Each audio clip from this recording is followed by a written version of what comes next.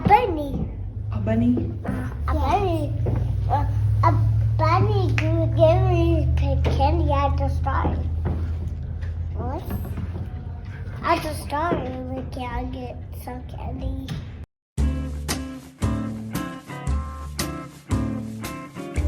So the Easter story began with the Last Supper.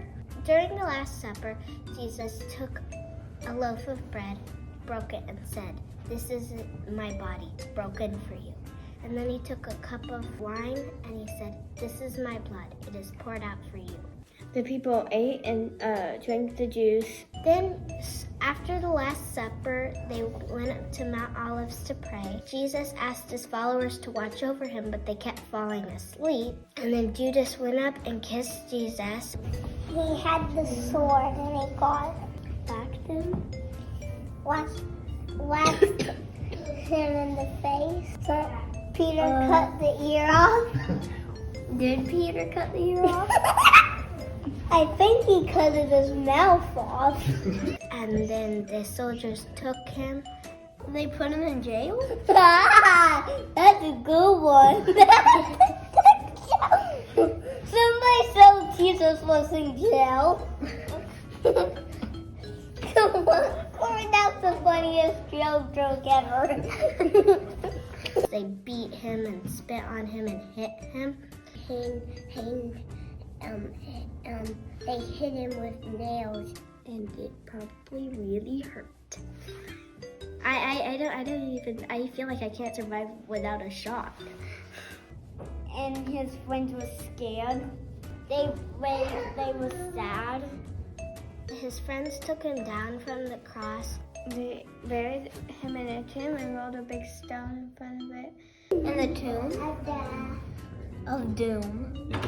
Of doom! Dun dun dun! He said we can say whatever. Sunday, that was Good Friday. On Sunday, he rose from the dead. Then the angel came and unrolled the stone. One of the Marys. There's Mary Margaret, and then there's Mary's mother. One of them, these ladies came and were trying to look for him. And instead of finding him in the tomb, they found an angel that said, "He's not here." And so they're like, "Where did he go?" And then Mary saw somebody and she thought it was the gardener, and she asked where the body went, and it was actually Jesus. And then he told her that, and she was like, "I can't believe it," and ran to tell his followers, "Jesus is alive! Jesus is alive! Yay!" Okay, Jesus, let's go. Bye. Yeah, Dad.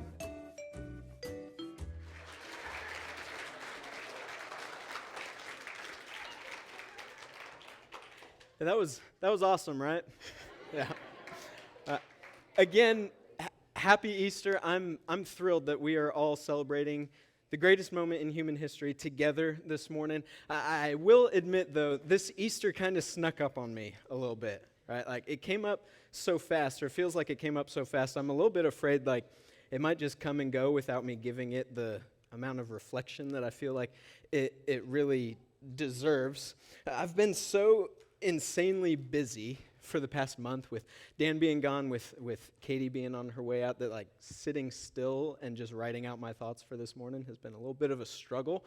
And then behind all that, there's just been this stress with every passing month. We're a little over a year now removed from when Janie and I lost our baby, and with every passing month, there's just this stress, this anger, this frustration, this sadness that this still hasn't happened for us yet. And then my brother-in-law found out that his dad is terminally ill with cancer, and just all of these things working behind me. Just, you can ask Denise, right? How many times I begged her, hey, just make me sit still in my office and just like do this, right? She'll tell you how many times she had to tell me, like, stop coming in here and distracting yourself. But anyway, one thing I know for sure today, right now, every single one of us in here has a story, one that is unique to you and that has led us here in this moment. And maybe your mom forced you to come, or you lost a bet and that's why you're here, but your story goes a lot deeper than that, right? Every single one of us in here, we all have moments, we all have parts of our stories that we wish read differently. And we all have pain, we all have moments, whether caused by us or done to us, that we wish we could go back and do over or erase entirely. And somehow or another, your story has led you here right now. And it's Easter, which is supposed to be a big deal, but man, am I distracted, right? And the point of this morning, the goal that I had for this morning was for all of us to be able to experience the power of the resurrection in our own lives. The challenge for us this morning, though, is it is possible to have another Easter service, have another church service, or even an amazing time of community together and still miss that. I know it's possible to go through church services, even Easter services, and miss the power of the resurrection in my own life because I spent the vast majority of my life doing that, right? We talk about the power of the resurrection and the transformation that it can bring in church, but we don't spend a lot of time actually experiencing that. So, yes, I want today to be an incredible worship experience, and I want us to have fun celebrating the resurrection of Jesus. And Chris has put a ton of time and extra effort into making sure this morning is fun. But more than anything else, I hope that today starts a movement in your life. I don't hope that we just leave here and everything magically just feels better and works better. I know that's not how real life works. But I hope that today either starts or speeds up a movement in all of our lives towards Jesus. If you're here this morning and you're hurting or you're struggling, I hope you leave here today feeling encouraged, empowered, seen, and heard. And if you're in a good place, I hope this morning you feel compelled by the power of Christ to share the power of Christ, His hope, His healing, His purpose with people in your life who need it. All right, so let's just jump in and start reading about what I'm trying to talk about this morning. I want to start in John chapter 14, a pretty typical place to start on Easter, right? It says, "Do not let your hearts be troubled." This is Jesus speaking. "You believe in God, believe also in me. My Father's house has many rooms. If that were not so, would I have told you that I'm going there to prepare a place for you? And if I go and prepare a place for you, I will come back and take you with me, that you may also be where I am." There it is, right? The hope of Easter. Now, this is what we always hear. Jesus died on the cross, was resurrected from the dead, ascends into heaven, and someday He's coming back. Right? That's awesome. That's the hope of Easter. This conversation that Jesus was having with His disciples happened right before what we've been celebrating all weekend long. Right? And this is what we are accustomed to hearing on Easter. Jesus died, He rose again, He ascended to heaven, and someday He's coming back to get His people. This is our typical takeaway from Easter. Jesus is alive, and someday is going to be great. And that's true. It is. That's amazing. I'm not trying to minimize that, but as awesome as that is, what if today we were able to take away more hope about anything and everything we're facing in our lives and stories right now, too? So maybe instead of just rereading the story of the empty tomb, because I think the kids handled that just great for us already, I would like to just rewind the story back a little bit. I want to just briefly touch on 3 stories from Jesus' ministry that I think are really important to remember along with His resurrection and promise of eternal life. The first one is in John chapter 8. "At dawn He appeared again in the temple courts, where all the people gathered around Him, and He sat down to teach them. The teachers of the law and the Pharisees brought in a woman caught in adultery. They made her stand before the group and said to Jesus, 'Teacher, this woman was caught in the act of adultery. The law of Moses commanded us to stone such women. Now what do you say?' They were using this question as a trap in order to have a basis for accusing Him. Everything changes in this woman's life when she encounters Jesus. Right? To To the religious leaders, to all the church people of the day, we see this in that last verse. She was nothing more than a means to an end to get what they wanted, but not to Jesus. Amidst all of the things that should have been distracting Jesus in this moment, the things that he should have been focusing on, like how to get himself out of the trouble that he was in right then, she is all that matters. It doesn't matter how she got to Jesus. I'm assuming it was not her choice to be picking up and thrown at the feet of Jesus in the middle of adultering. I doubt that was her choice, right? But that was the best place in the world that she could possibly be. As far as Jesus was concerned, she was the only one there. And he sat with her until everyone who was speaking against her left. And then he told her, I don't accuse you, but there is a better life for you. That thing that you're chasing, that thing that feels like love, I can give that to you and so much more. Hold on to that for just a second. I want to jump over to Mark chapter 10. I'm going to start in verse 46. It says, Then they came to Jericho. As Jesus and his disciples, together with a large crowd, were leaving the city, a blind man, Bartimaeus, which means son of Timaeus, was sitting by the roadside begging. When he heard that it was Jesus of Nazareth, he began to shout, Jesus, son of David, have mercy on me. Many rebuked him and told him to be quiet, but he shouted all the more, Son of David, have mercy on me. Jesus stopped and said, Call him. So they called to the blind man, Cheer up, on your feet, he's calling you. So throwing his cloak aside, he got up, jumped to his feet, and came to Jesus. What do you want me to do for you? Jesus asked him. The blind man said, Rabbi, I want to see. Go, said Jesus, your faith has healed you. Immediately he received his sight and followed Jesus along the road. It is so significant, I think, that Jesus asked Bartimaeus what he wants, as if that wasn't already an obvious question. Right. And when Bartimaeus said, God, I want to see, Jesus did not say, oh, hold up, I can do you one better. I'm Jesus. Let me forgive your sins, and don't worry, you'll get to see someday in heaven. I really don't mean to minimize the hope in heaven piece, because sometimes in our broken world, that really is all we get to cling to, and that is the moment when everything is finally going to be perfect. But I also can't ignore the fact that often in Christianity, we have become so self-deprecating and so obsessed with the idea of sacrifice that we fail to realize the things that we're passionate about, the things we care about, the things that light our heart on fire, God put there himself, with the intention of us to use them for his glory. Right? Jesus cared about the things that Bartimaeus cared about. And that gets illustrated even better in another story. Back over in John in chapter 11, this is right after Lazarus died. We sang a song about that earlier this morning already. When Mary reached the place where Jesus had saw him, she fell at his feet and said, Lord, if you had been here, my brother would not have died. When Jesus saw her weeping, and the Jews who had come along with her also weeping, he was deeply moved in spirit and troubled. Where have you laid him? He asked. Come and see, Lord, they replied. And Jesus wept. Then the Jews said, see how he loved him. But some of them said, could not he who opened the eyes of the blind man have kept this man from dying? Doesn't this story seem a little bit odd?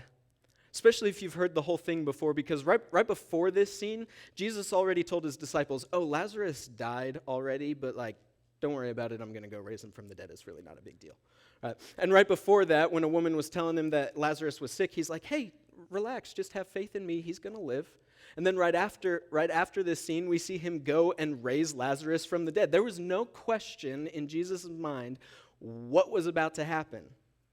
But upon the sight of people he knew and loved mourning, he was moved to tears.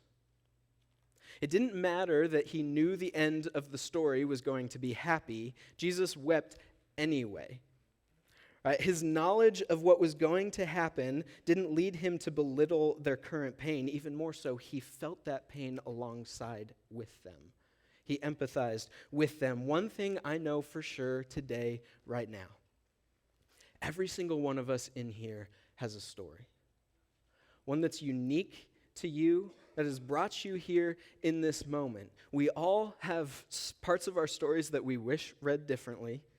We all have pain in our stories, whether caused by us or done to us, that we wish moments that we wish we could go back and do over or erase entirely. And all of these stories have led us here in this moment. I want to share just briefly a couple of stories from people in this church. I don't have a chance to tell their entire story. We don't even get to scratch the surface in this video, but can we take just a minute and watch these together?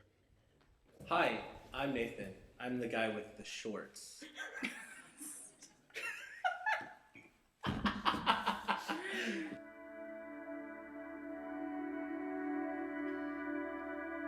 So, most of you know that I actually was raised in a pretty rough situation. My home life was less than ideal. I was sexually abused when I was about 3 or 4 by a babysitter. Shortly after we got married, we got a phone call. Well, I got a phone call that my brother had a kid who tested positive for methamphetamines and marijuana. My mom got married to my stepdad, and his stepsons are stepbrothers, had sexually assaulted us. I was 4, it ended when I was 8. She was 3, and it ended when she was 7. And throughout that entire time, we never told anybody because we were scared what was going to happen to us. I still remember we talked about at that point like adopting her. That was something that Mona had experienced and knew like how good that could be. And I'll never forget, I went into my academic advisor and I was just talking to him about it, and this is like August, September of 2006. Like we just got married in June. And so he told me it was a horrible idea and I shouldn't do it. And so we didn't. They definitely changed like how I think of guys, because thinking that they genuinely loved me as their little sister comes to find out they just didn't. They wanted me for another reason. Just makes me think, like, are they doing this? Do they want me for the same reason? Are they going to do the same thing? My dad also was very emotionally, physically, and verbally abusive to us growing up. When we were kids, we were not allowed to go outside of the house. I'm surprised we were allowed to go to school. My mom wasn't allowed to have friends. Our stepdad, he was verbally abusive, especially to Victoria. Even when she was a little twig, when she was in wrestling, he would call her fat, say she doesn't need extra food because she was hungry. During that time, Mona got pregnant and we had a miscarriage. We got so excited, and then just about as quickly as it came, it went. And I remember being home by myself when the baby passed. Young, scared to death. I didn't know what to do. In 5th grade, after my mom and my stepdad split up, yeah, my stepdad was a jerk, but that was my dad. I grew up with that as my dad. And splitting up, losing your dad, it's really hard, especially in the 5th grade. You start to change. Emotions are flying, hormones are everywhere, and then your life comes crashing down around you. For me, that season was about not being fair. I remember that was a major refrain. Like it wasn't fair that my brother got to have a kid who he wasn't going to take care of, and then we couldn't. And that's not fair. It's not right. You just don't understand in the moment what the whole point of that was, and it was very frustrating. And so that propelled our desire to grow our family right away. That loss it left such a emptiness and a hunger for, what could be for our family. And so Emery came shortly after in 2008. Starting in 8th grade is when I started battling addiction. And addiction is what got me into most of my trouble throughout my entire life. He called me for something, I'm not actually sure why. He was really upset that I wasn't moving in with him to take care of him. And he called me and basically told me that he didn't love me, that I was no longer his daughter, that I was dead to him, and that I could just move on with my life. And everything was starting to like smooth out, and we were finally starting to get a rhythm again. And then I got a phone call. I was at work, and I got a call from the state of Iowa, and they asked me if I wanted to adopt my nieces.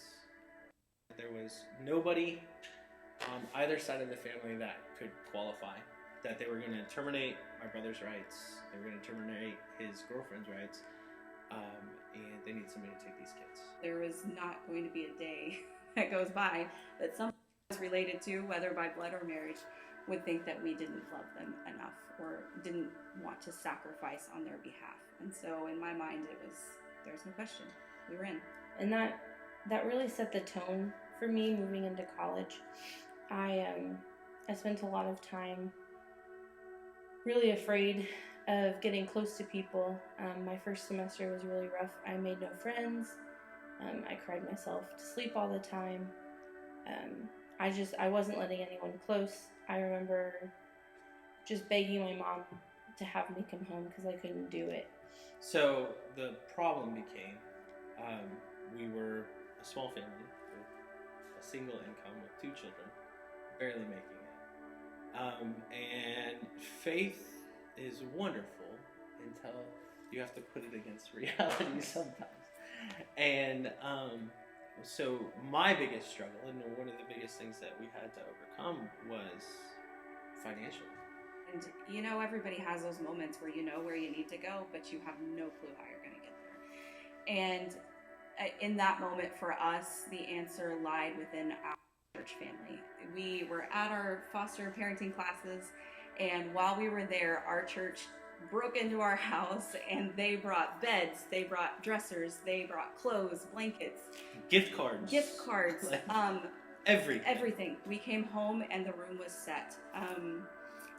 But not just their room, they also did stuff for Henry and Kendall's room too. Yeah. It was just that reminder in that moment, like, that God was like, I got you, I hear you, I see you. And it was pretty awesome. So a few months back, I had attempted to overdose.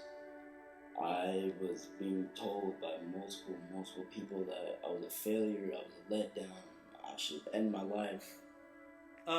So Haley and Chastity came to live with us because we knew that was what needed to happen, and like that's when we met the girls actually, and actually hung out with them. Was going to court and having to sit through all of the trauma and the mess that they had been through, and I mean, you're talking about a 5 and 3-year-old at the time. I mean, just the stuff that they had to experience that nobody should ever have to go. They had lived an entire life in trauma and pain. And my brain just kept telling myself, they're right, you gotta do this, man. It's either you do it or you continue to prove their point that you are a failure. You can't do what you're told. You can't follow directions. You can't get good grades. Nothing about you is right. You are a failure. The one thing that they don't warn you about in foster, well, they warn you, but they don't prepare you for the emotional fallout that is going to happen when children are ripped out of a home. We're in some really hard times. For sure. Over the last several years, all of us have been touched differently by, what our family's experiencing, been in and out of the hospital, high blood pressure, panic attacks, and the kids, anxiety and stress, and it's so dark. It can get so dark. I spent a lot of time afraid to even talk to guys. I'd hide in my dorm room. I had a guy ask me out for coffee one time, and I just booked it into my room and didn't leave for a couple of days. I think one of the hardest, most beautiful things, isn't it funny how beautiful things are also really hard things, as a parent, is to just get to the point where you have to lay your kids at the feet of Jesus, and you have to trust that he loves them more than you do. And that's such a hard thing for me to understand, because I love my kids more than life. And you're sitting here trying to get them to see how good God is, how good life can be, and you don't believe what you're saying sometimes. It was my first mission trip, and I was in high school. And our leader, his name is Jacob, and somebody in our group had to pee, and he just pulled off into a gas station to let her go, and she had to go quite a few times on that trip, and he was patient and kind and didn't yell at them and just let them go to the bathroom. And it kind of clicked in my head in that instant, even in high school, that something about my dad wasn't right. Something about the way I was raised just wasn't okay. And the frustrating thing about the whole thing is God clearly lights a path. Clearly, there was no doubt that we did the right thing when we did it. And I think the hardest part is when we expect God to show up in the same ways. Yeah. Because we know it's possible. Mm-hmm. Yeah. But where is he? You know, those questions, they're here. We're living the questions. You know, where are you? Why'd you leave it there?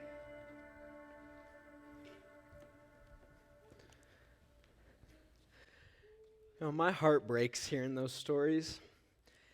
And the really hard part about it is I know they aren't alone in here this morning.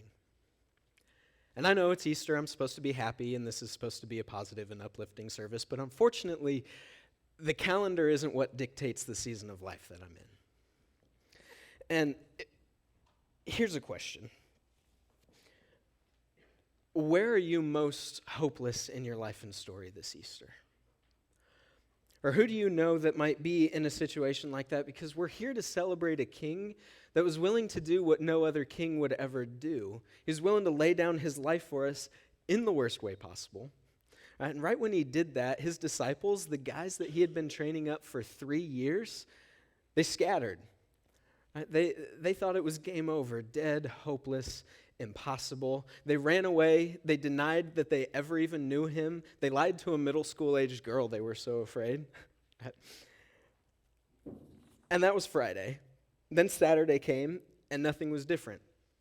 Silent, dead, hopeless, impossible. And then Jesus resurrected from the dead.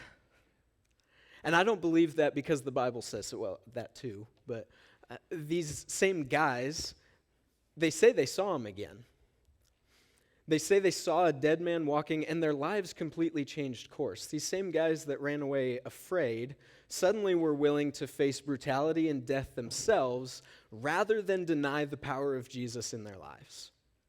So how do we make that shift? How do we get there? Because I want to celebrate, and I want to experience this power and this transformation in my life, but some of us, our hearts just aren't there right now. I'm sitting here distracted. How can we make that same shift that the disciples did? That's why I wanted to briefly walk through some of Jesus' ministry this morning. His time on earth, his ministry on earth of healing people proves that this life, this physical world, it still matters to God. The bodily resurrection of Jesus proves that this life still matters to God. Yes, we have hope for our future in heaven, and that is so amazing. But if all God wanted for us was to have hope in heaven, Jesus didn't have to resurrect from the dead. You don't need a bodily resurrection from that. He could have just shown us Jesus risen at the right hand of God in heaven. The bodily resurrection of Jesus proves that this life, creation, still matters to God. Just like the woman that was caught in her worst moment of life, God only sees you right now. It's as if no one else is even here. It doesn't matter why you came or how you got here or what you were even doing 5 minutes ago. Jesus wants your heart. He is relentlessly pursuing you and will disregard every single person that speaks against you. Now, I don't care if you were picked up and hurled at the feet of Jesus this morning. This really is the best place that you could possibly be. And if you're here and you're struggling, if you are resigned to complacency, given up on the desires and dreams of your heart, just accepting, I guess this is just what life is going to be like for me, remember that Jesus went after Bartimaeus' desires. The things that you care about, the things that light your heart on fire, that give you passion, God put there himself on purpose. God wants to restore passion in your life. He wants you to lead a powerful and a purposeful life. Christians were never meant to follow Jesus by being sad and boring. But if you are hurting, if you are struggling, if you are caught up, entangled in hurt, either caused by you or done to you, Jesus is here to weep alongside you. It doesn't matter that he knows the end of your story. We don't have to put a fake smile on and just sing happy on my way to heaven. Jesus wants to grieve with us. He cares about the things that we care about because they matter. The bodily resurrection of Jesus proves that this life still matters to God. Jesus' whole ministry proves that this life still matters to God. So what if this Easter we took away more than just hope for our future, that too, but what if we took away also hope and healing for whatever we're facing today? I have one simple question that I want us all to go home with, and it's wrapped up in this promise that we receive in Ephesians chapter 1. If you start in verse 18, it says, I pray that the eyes of your heart may be enlightened, in order that you may know the hope to which he has called you, the riches of his glorious inheritance in his holy people, and his incomparably great power for us who believe. That power is the same as the mighty strength he exerted when he raised Christ from the dead and seated him at his right hand in the heavenly realms, far above all rule and authority, power and dominion, and every name that is invoked, not only in the present age, but also the one to come. This is the promise that when we face the dead, impossible moments in our lives, the resurrection power of Jesus lives inside of us. We have inside of us the power to make the dead and hopeless things that we see around us come back to life.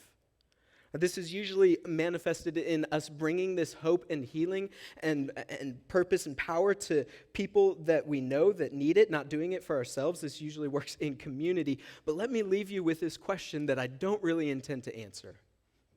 How is the power of the resurrection going to manifest itself in your life? We have a responsibility as new creations in Christ to make this place a little bit more like heaven for people, to bring the hope and healing of Christ wherever we go. Does God want us to walk out of here today with hope for our future in heaven? Yes, absolutely, so much so. I want to celebrate and worship that because sometimes in our broken world, that really is all that we get to cling to, and that is the only time then everything is going to be perfect again. But God also wants us to experience healing from our past. And he also wants us to have purpose for our life right now, that purpose of bringing the power of the resurrection to the death and hopelessness that we see all around us. I believe in the power of the resurrection in my life because I have seen it happen. I don't just believe in the power of Jesus to heal brokenness because of his ministry and because of his resurrection from the dead 2,000 years ago, but because I've seen it happen in my own life. So when I'm in the middle of a really difficult time, I can look back at the times in my own life and in the lives of people around me that I have seen that God has always been faithful. So I can be confident he always will be. I want to have a little bit more of a celebratory atmosphere for communion this morning than we typically do, which I think is a good thing. So the band's going to come back on here, and in just a minute, we're going to play through 3 more songs. As soon as they start playing, feel free to come up and grab your communion. They're set at 3 different tables around the room. The bread is in a cup underneath the juice. Just feel free to grab it, take it back to your seat, and just feel free to take that whenever you feel led this morning throughout the remainder of our time. We aren't going to have a moment of silence to quietly reflect on our sins like we usually do. Instead, today, can we just corporately, loudly celebrate the fact that Jesus has overcome death? I don't care if you want to stand, if you need to sit, if you want to do a little dance in the middle of the aisle while people look at you somewhat judgmentally, because that's not really a normal thing that happens here. I don't care how you want to express yourself with the remainder of our time, because what we are celebrating today is a resurrected king that sees you, hears you, knows you. that weeps with you, that wants to fill your life with passion, that wants to give you hope for your future, healing from your past, and purpose for your life right now. A king that stared crucifixion in the face and said, yeah, this is going to suck, but I'm willing to do it because I love them. I love them at their worst, and I love them at their best. Thank you.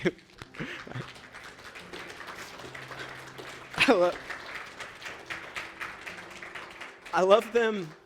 I love them when they're excited. I love them when they're encouraging. I love them when they're sad, when they're hurting, when they're addicted. And I want to prove to them that I can win over sin and death.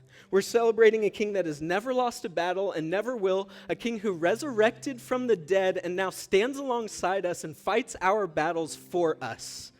Can we please let this power manifest itself in our lives? Will you please stand as we continue to worship our resurrected King through music, through sharing stories, and through communion?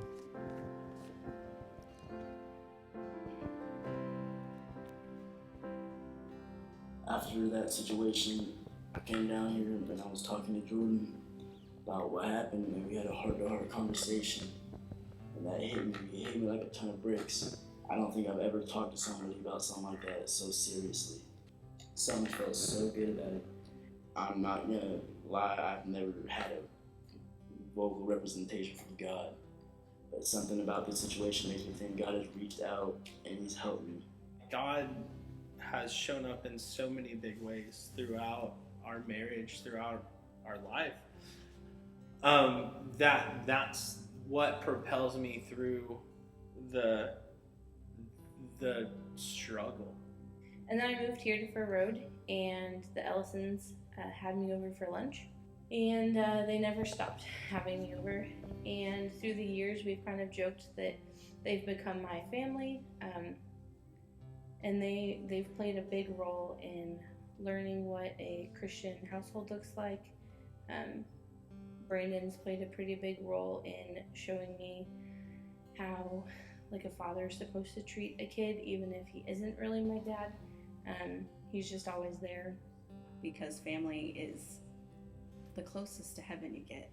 Like that's the picture Jesus created for us to see, how much He loves and how sacrificial He is. That's why family was created. I know if I need something, there's always people here. Because every time I'm like doubting myself, I know God will always be there to listen, boosts me up, and tells me that I'm more than what I think I am. And He cares so much about what you're struggling with and what you're going through, and He cares about it because it matters, because it's shaping and getting you ready for this eternal relationship.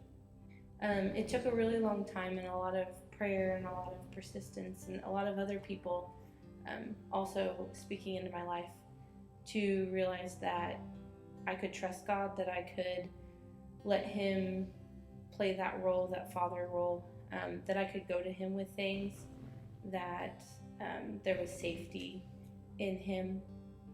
But coming around here with people that genuinely care about me has definitely helped me realize that life has a purpose and God has you on earth for a reason. So the good thing is now I have a bunch of friendships with guys. I've got an awesome stand-in father figure. I don't run away from dates anymore. And I get to go work at a child advocacy center where I can help kids that were abused and neglected and went through some situations like I did as a kid. What we do know, even in the mess, is that God made a promise. God set up all these pieces clear back in 2006 for us to bring these kids into our home, even if that hope and that promise isn't for tomorrow, that it's for someday.